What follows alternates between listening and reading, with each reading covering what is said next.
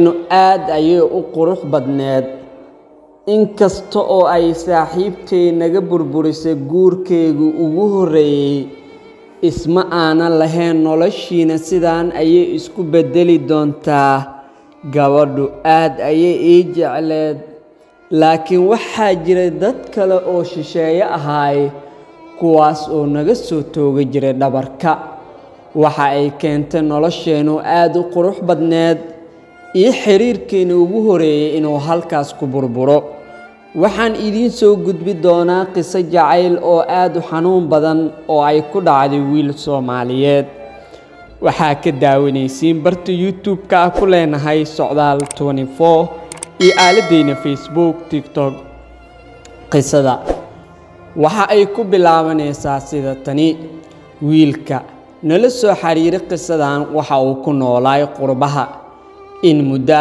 ayuuna halkaas ku noolaay muddo markii uu joogay ayuu si maalin kidis ah waxa uu ku bartay gabar magaceedu wuxuu ahaa Bilan gabadhu waxay isku barteen bas muddo kadib waxaa dhex martay sheeko aad u qurux badan halkaas ayayna ka bilaabatay sheekadoodii muddo markii ay sheekaysanayeen kadib waxay kala qorteen lambarada markii lambarada ay kala qorteen halkaas ayayna ka bilaabatay xiriirkoodii saaxiibtinimo oo qurux badan muddo waxay ku wada socdeen xiriirka ugu quruxda badan dhanka haasaawaha markii laga soo tago kaas oo ahaa walaaltinimada waxaana ka dhaxaysay walaaltinimo aad u qurux badan muddo markii ay ku wada socdeen inta badan waxay isku arki jireen wiilka guri ee qaraabadiisa leeyihiin halkaas ayayna Bilan ugu imaa jirtay oo waqtiga ay ku wada qaadi jireen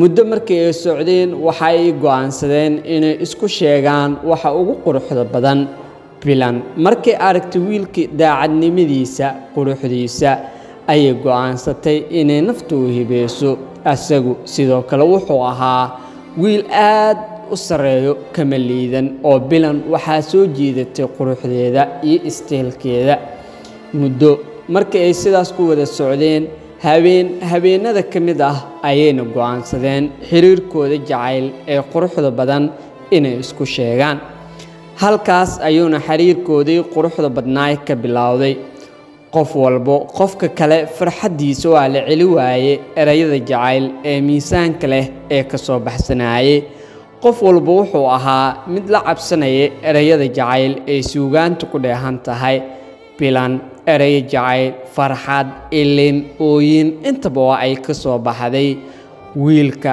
sidoo kale aad ay u murugeysnaa asaguna kama liidan labadooda qofna wuu rumaysan waayay xiriirkooda inuu si dhab ah u bilowday laakiin dhabtu iyo xaqiiqda waxay ogaadeen habeenkii ugu horeeyay markay isdhaheen xabiibi iyo xayaati aad ayayna ugu farxeen noloshooda sidoo kale gacaliso iyo gacaliye mar walba israahaan mid walba midka kale wuxuu dareemayay naxariis aan dhamaad lahayn muddo ayay sidaas ku wada socdeen isbuuci hal mar ama laba mar ayay is arki jireen halka mar ay is arkayaan sheekadooda aad ayay u qurux badneed waxayna isku arki jireen guri ay wiilka qaraabo yihiin muddo markii ay wada socdeen gabadhu wiilka ay la socotay ee Bilan labadooduba reerkooda wuxuu go'aansaday in labadan qof la isku daro ama guurkooda uu dhaco wiilkii iyo gabadhii aad ayay ugu heshiiyeen waana ay ku farxeen arinka waalidiinta u soo jeediyeen arooskooda wuxuu ka dhacay magaalada Paris ee dalka Faransiis ayuuna ka dhacay halkaas ayay ku aqal galeen saddexdii bil ee ugu horeysay noloshooda aad ayay u qurux badneed waxayna noloshooda ku qaateen waqtigii ugu quruxda badnaa ee noloshooda ayay qaateen magaalada Paris ayay degnaayeen 3 bilood kadib waxaa dhacdo lamaanuhu markay uur yeeshtaan in isbedel iyo waxyaabo badan ay ku imaadaan sida hinaaso in gabadhu ninka ay ku maseerto oo kale ayaa dhacdo sidoo kale waxaa dhacdo gabadhu markay uur yeelato in ninka sidoo kale ay nacdo laakiin wiilkan wuxuu ahaa wiil dulqaad badan ayuu ahaa inta badan wuu dulqaadi jiray wax walba oo saaxiibtiisa oo kala kulmo.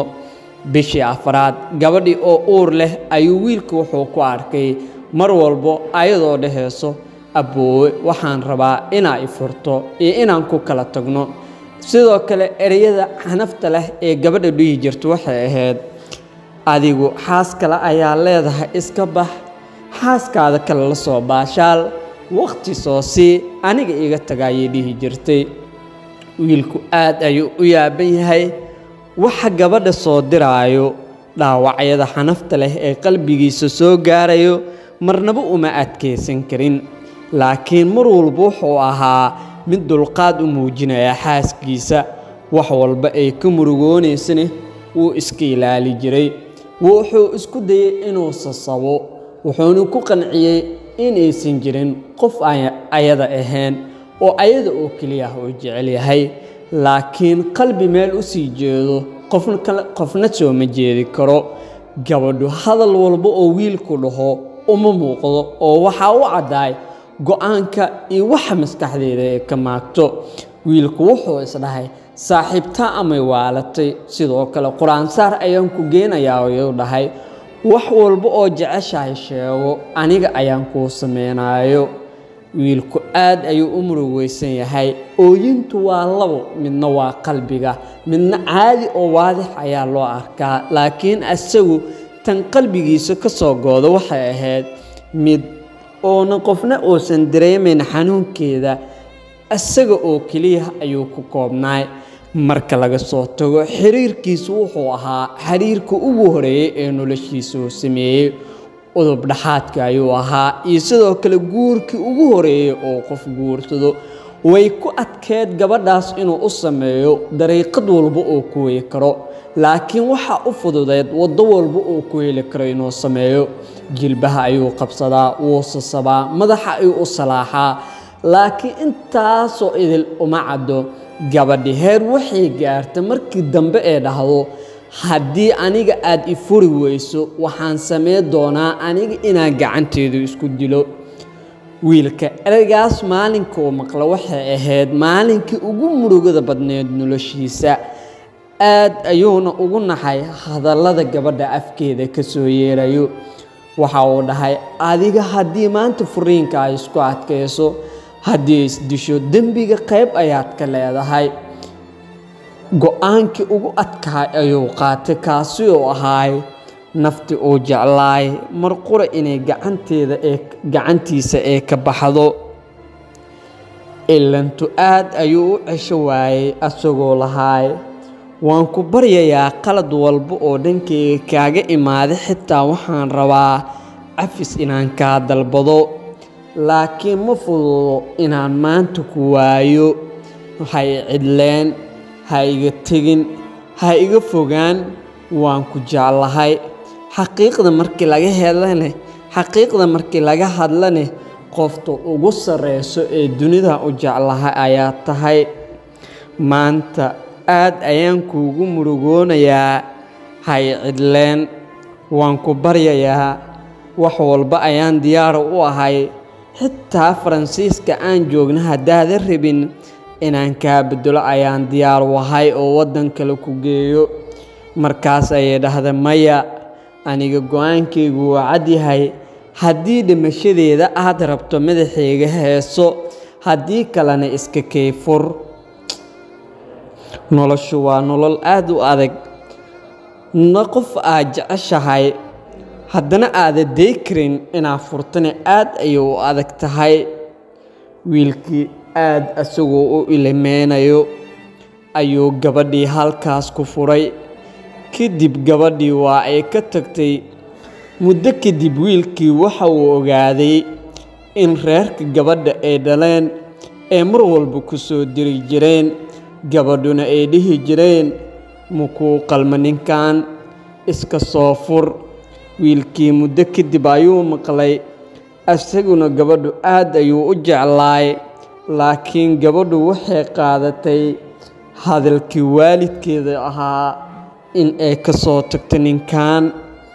gabadha wiilku waxay u heesaa wiil 2 sano jiro. muddo markay kala maqnaayeen wiilkii ayay gabadhii waxay go'aansatay mar kale noloshoodii dib inay u soo celiso. wiilkii shalay ay ka tagtay qalbigiisana ay burburisay, meel cidlaahna ay ugu tagtay gabadhii. wiilkii ayaa markaas hadalkiisii iyo qisadii oo noo soo qoray waxa uu ku soo gebagabeeyey, qof shalay iga tegay aniga, waddo cidlaa iiga tegay oo i cidleeyey, sidee ugu noqdaa? sidee mar kale ugu aaminaa qalbigayga? guurkayga ugu horreeyey ayaad iga haleysay, nolosheydina waxaa ka dhigtay mid aanan waxba ka jirin. way adkaa doontaa inaan ku aamino, weli waan ku jeclahay, naxariis waan kuu hayaa, laakiin mar kale inaan ku aamino aad ayay iigu adag tahay. dhammaan saaxiibada ku xidhan Socdaal 24 waxaan ka codsanayaa ayuu dhahay in qaybta hoose ee commentiga ay igula soo taliyaan ama igu soo dhiirigeliyaan wax aan sameeyo. waan dhammaad ilaa bilow. haddii qisada aad la socotane waad dareemi kartaa inta xanuunaan soo maray, qalbigaygana aad ayuu u jabay.